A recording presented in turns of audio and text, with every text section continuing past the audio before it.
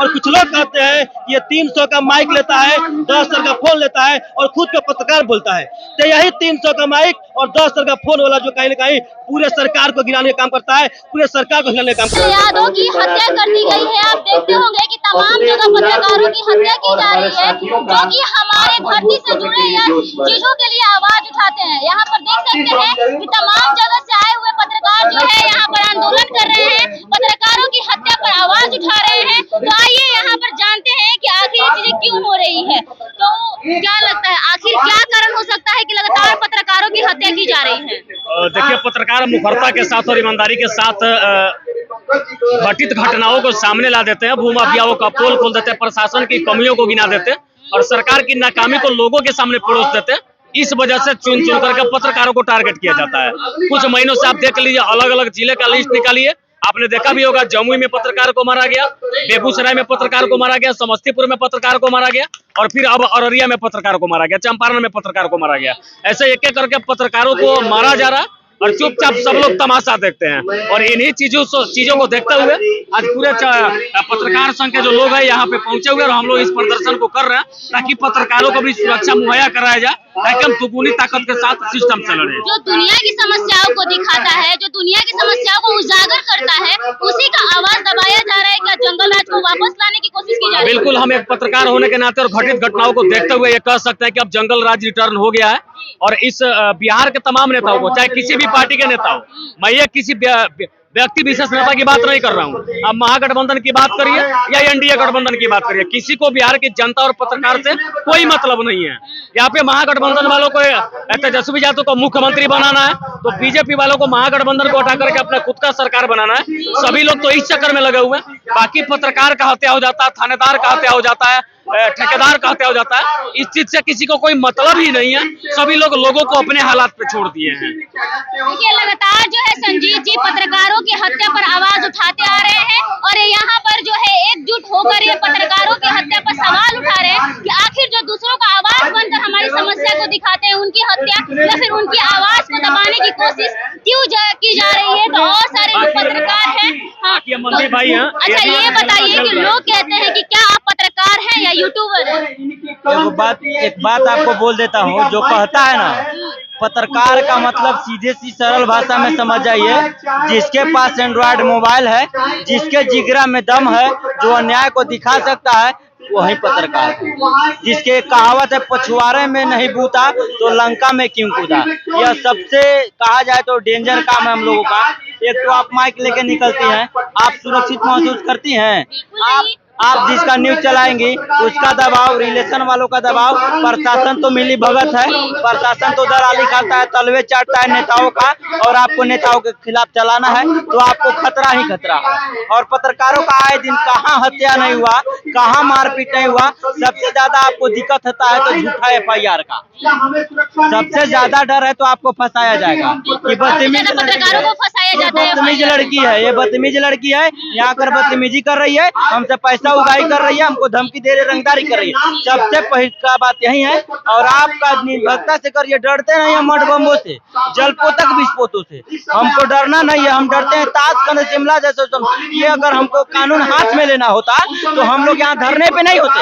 हम लोगों को भी हथियार चलाने आती होगी और हथियार चला सकते हैं, हम लोगों को किसी को मारने पीटने की ताकत है, लेकिन हम लोग कानून से सहारा लेने।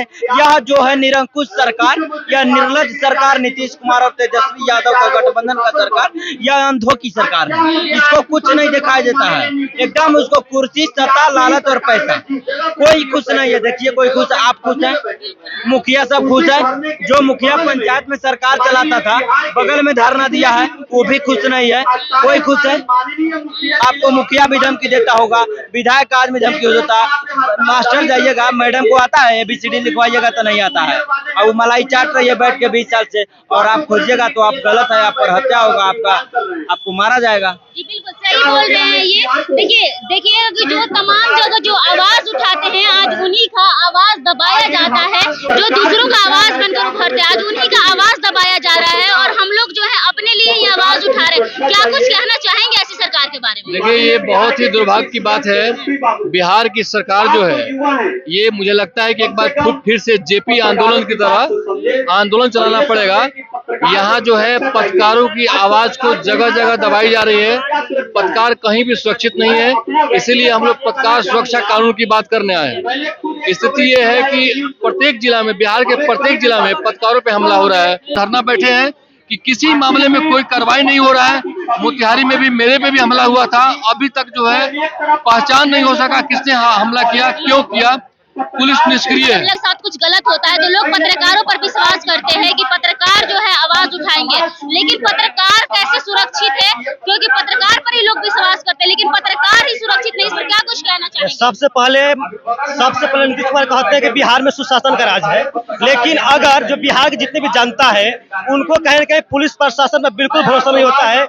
इसीलिए कहीं मर्डर होगा, कहीं कोई घटना होगी तो लोग पुलिस को फोन करने से पहले पत्रकार को फोन करते हैं, कि वो लगता है कि पत्रकार आएंगे, मेरी आवाज बनेंगे, मेरी बातों को रखेंगे और शायद उनको न्याय मिल पाएगा। उनको बिहार के भ्रष्ट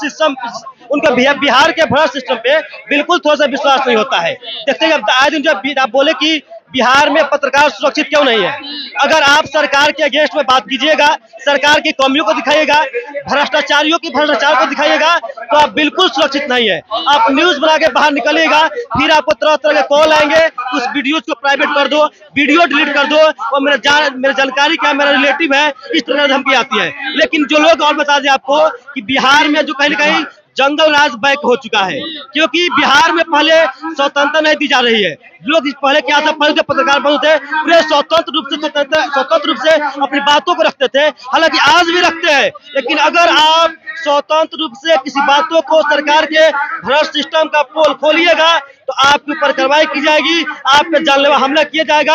आप देखिए बिहार में आज ही लगातार जो है बिहार के पत्रकारों पे जानलेवा हमला किए जाते हैं, बहुत सारे पत्रकार को जिंदा मार दिया जाता है। मेरे खुद जो यहाँ पे सागर सुरसरा है, उन पे जो है मोतिहारी के अंदर जानलेवा हमला किया गया, क्योंकि उन्होंने क्या किया, भू माफिया के खिलाफ जो है उन्होंने न्यूज छापा हुआ था, उन्होंने अतिक्रमण के खिलाफ न्यूज छापा हुआ था, इसी को लेकर उनके ऊपर जानलेवा हमला किया गया। बिहार में पत्रकार बिल्कुल सुरक्षित नहीं है करता है। आपको नहीं लगता है कि जिस पत्रकार को चौथा स्तंभ लोकतंत्र का माना जाता है, उस चौथे स्तंभ के लिए कोई ऐसी सिक्योरिटी बनानी चाहिए? अगर उसको कुछ होता है तो उस तरीके का कुछ सिक्योरिटी होना चाहिए। बिल्कुल सिक्योरिटी होना चाहिए, क्योंकि हम पत्रकार कहीं सेफ नहीं है। आप न्यूज बना के वहाँ से बाहर निकलिएगा, उसके आगे 1 किलोमीटर आगे जाकर घेर के आपको करके मार दिया जाएगा। ये बिहार की हकीकत है, कहीं बिहार में जो है एकदम पत्रकार मतलब महफूज नहीं है। अगर आप न्यूज में, इसलिए हम कहना चाहते हैं चैनल के माध्यम से जितने भी पत्रकार है उन सभी को पत्रकारिता की दर्जा दी जानी चाहिए, और उनको कहीं गन जो है उनको उसका लाइसेंस यहाँ पे पारित करना चाहिए,